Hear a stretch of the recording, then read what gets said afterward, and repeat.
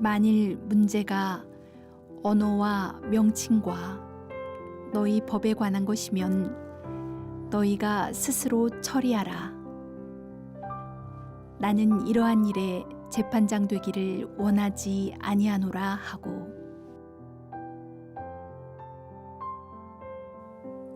갈리오라는 사람은 사도 바울이 고린도 지역에서 복음을 전할 때 그 지역을 관할하던 로마의 총독입니다. 그를 임명한 로마의 황제는 클라우디우스인데 그는 갈리오를 임명하면서 내 친구이자 총독 갈리오라고 불렀습니다. 갈리오는 충성심과 지혜를 겸비한 뛰어난 관리였습니다. 특이할 만한 사실은 그는 당시 가장 위대한 철학파인 스토아 학파의 수장 세네카의 형이었습니다. 갈리오는 성품이 온화하였고 또 그의 통치는 공평하였습니다. 사도행전 18장에 나타난 재판을 보면 그의 관용과 공평함이 잘 드러나 있습니다. 무슨 재판이 있었는지 알아봅시다. 재판관은 총독 갈리오였고 피고는 사도 바울, 원고는 고린도 지역의 유대인들이었습니다. 바울을 고소한 죄목은 로마 제국이 공인하지 않은 기독교를 전한다는 것이었습니다. 이 재판은 매우 중요한데 로마 제국 내에서 기독교를 전파하는 것의 합법, 불법 여부를 가리는 재판이기 때문입니다. 자, 그렇다면 총독 갈리오는 이 중요한 재판에서 어떤 판결을 내렸을까요? 한마디로 말해서 기각입니다. 유대교와 기독교의 다툼은 한 민족 안에서 벌어진 종교적인 싸움으로서 로마의 관리인 자신이 개입할 필요가 없다는 것입니다. 만일 그 종교 믿는 사람이 종교의 이름으로 불법을 자행하거나 치안을 어지럽힌다면 국가가 나서서 이들을 처벌해야 되겠지만 종교의 문제는 갈리오가 관여할 바가 아니라는 것입니다. 이 재판의 결과 이후 최소 12년 동안은 로마 제국 안에서 기독교가 합법적인 종교로서 자유롭게 복음을 전파할 수 있었습니다.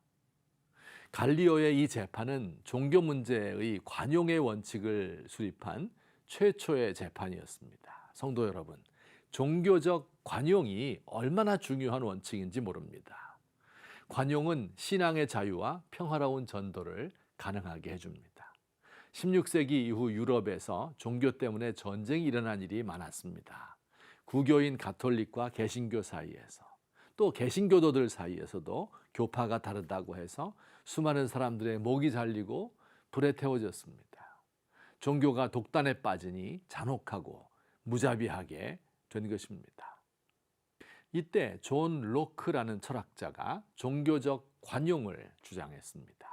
기독교의 이름으로 자행되는 참혹한 일을 목격하고 경험한 그는 그리스도의 사랑에 호소했습니다. 신앙은 총칼로 강제한다고 해서 되는 것이 아니고 자발적 믿음에서 비롯되어야 한다고 말했습니다. 오늘날도 수많은 나라들에서 종교적인 이유 때문에 박해를 당하고 복음을 전하지 못하게 되는 경우가 얼마나 많은지 모릅니다. 그 나라들에도 종교적 관용 정책이 펼쳐지기를 기도합시다. 이 갈리오의 태도와 또 그의 결정은 칭찬할 만한 것이지만 갈리오 자신에게는 아쉬운 점이 있습니다. 바로 그 재판에서 사도 바울의 말도 들어보지 않고 기각 결정을 내렸다는 것입니다. 그러나 바울에게 말할 기회를 주지 않으므로 갈리오는 자신의 영혼을 돌아보고 구원받을 수 있는 유일한 기회를 놓쳐버리고 만 것입니다. 부질없는 상상이지만 만일 이날 법정에서 갈리오가 바울에게 소명할 기회를 주었다면 어떤 일이 벌어졌을까요?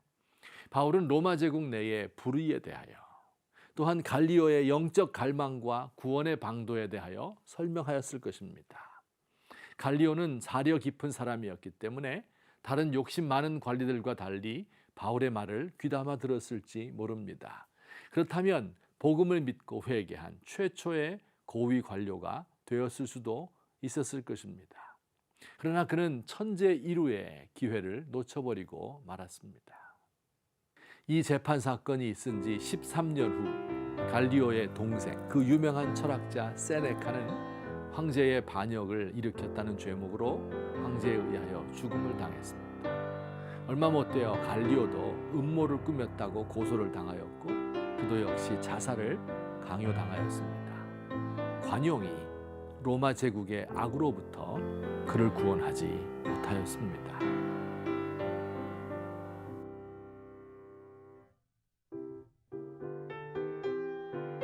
주님, 저에게 관용하는 마음과 포용력을 주십시오.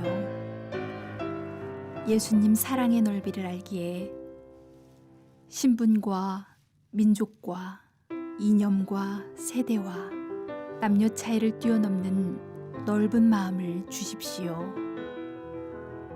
그러나 동시에 진리에 대한 열정, 복음에 대한 열심, 다른 이의 영혼을 사랑하는 간절함을 갖기 원합니다. 미지근하여 뜨겁지도 차지도 않아 토하여 내쳐질까 두렵습니다.